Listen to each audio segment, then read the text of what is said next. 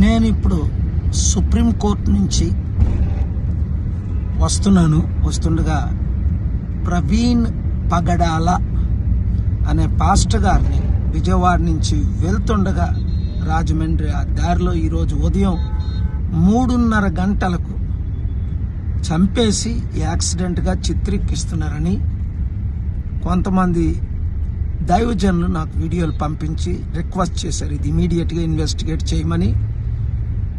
AP DGP అలాగే home మినిస్టర్ని,